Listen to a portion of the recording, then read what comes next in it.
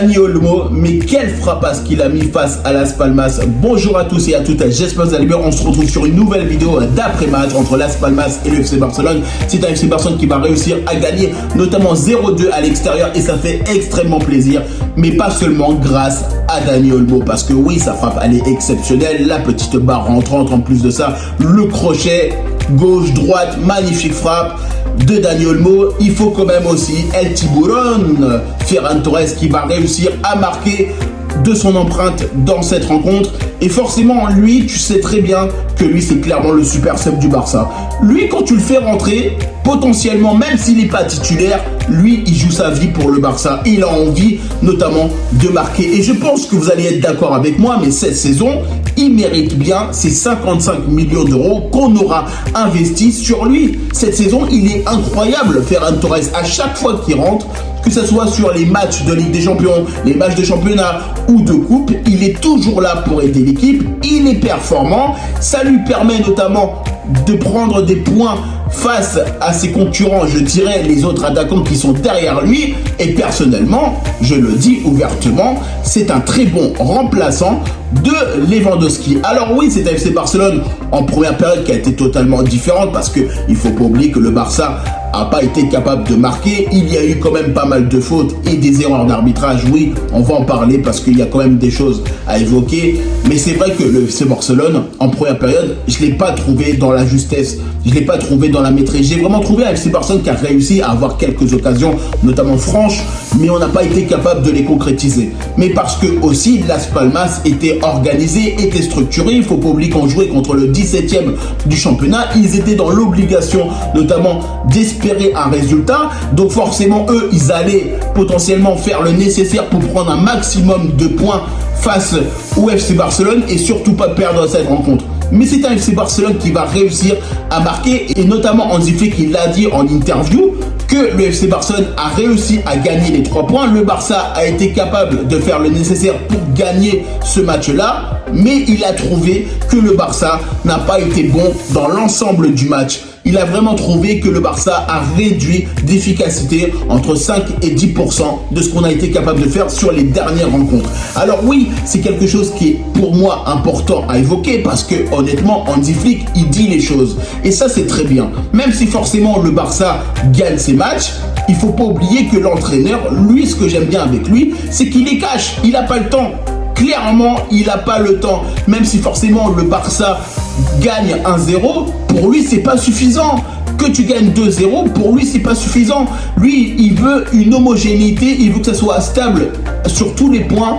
Et ça s'appelle l'exigence. Et ça, c'est une réalité des jeux. Et c'est important d'être exigeant pour performer, pour s'améliorer et pour permettre justement au FC Barcelone d'être le plus efficace possible en match. Et ça, honnêtement, il faut le dire que, honnêtement, la réponse de Hansi Flick, moi perso, j'adhère. J'adhère tout de suite. Un entraîneur qui est capable de te dire mon équipe, elle a gagné, oui, mais on n'a pas été bon dans certains domaines. Et c'est important de le dire. Il faut être capable d'être lucide, il faut être capable de se regarder dans la glace et de se dire ok, on a gagné, certes on a pris les 3 points, cependant on a loupé certains aspects du match. Et ça, c'est important de l'évoquer. En tout cas, c'est un FC Barcelone qui va réussir à prendre les 3 points, qui va mettre la pression sur le Real Madrid. Notamment, on sait très bien que le Real Madrid va jouer aujourd'hui face à Gérone. Mais c'était important pour le Barça de continuer à performer pour garder cette homogénéité dans ce classement. Parce qu'il ne faut pas oublier que le match face à Las Palmas, il allait être difficile, surtout qu'en plus de ça, on a un calendrier qui va arriver très compliqué, quand je pense notamment à ce match de Ligue des Champions face au Benfica Lisbonne, notamment le 5 mars. Il va y avoir ce match qui va arriver face à la Real Sociedad. Après de ça, il va y avoir des matchs aussi face à Osasuna. Et tu sais très bien que tous ces matchs-là qui vont arriver, les échéances qui vont arriver, ils vont être importants. De toute façon, il y a ce match aussi face à l'Atlético ce mardi pour la Copa del Rey, pour la demi-finale notamment. Donc, tu sais que ces matchs-là, ça va être totalement important et dans la difficulté pour beaucoup d'aspects. parce que ces matchs-là ne seront pas faciles.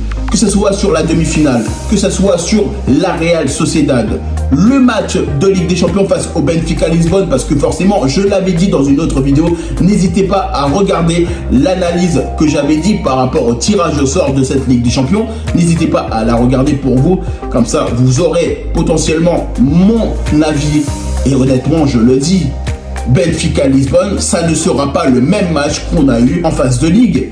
C'est une réalité des choses. Même si potentiellement le Barça a été capable de gagner 5-4, notamment au Portugal, il ne faut pas oublier que le match ne sera pas dans la même intensité, n'aura pas les mêmes enjeux et le match n'aura pas la même saveur parce que c'est un 8e de finale de Ligue des Champions. Et c'est pour ça que le Barça doit faire très attention. Parce que les matchs qui vont arriver vont être importants dans la saison. Ils vont conditionner une partie forcément de la saison, ce qui est totalement logique. En tout cas, moi je vous remercie toutes les personnes qui prennent le temps pour regarder cette vidéo. N'hésitez pas à liker, commenter et partager. N'hésitez pas à me dire en commentaire ce que vous avez pensé, notamment de cette rencontre entre Las Palmas et le FC Barcelone. N'oubliez pas la petite célébration de Dani Olmo. Et puis moi je vous dis tout simplement à bientôt pour une prochaine vidéo.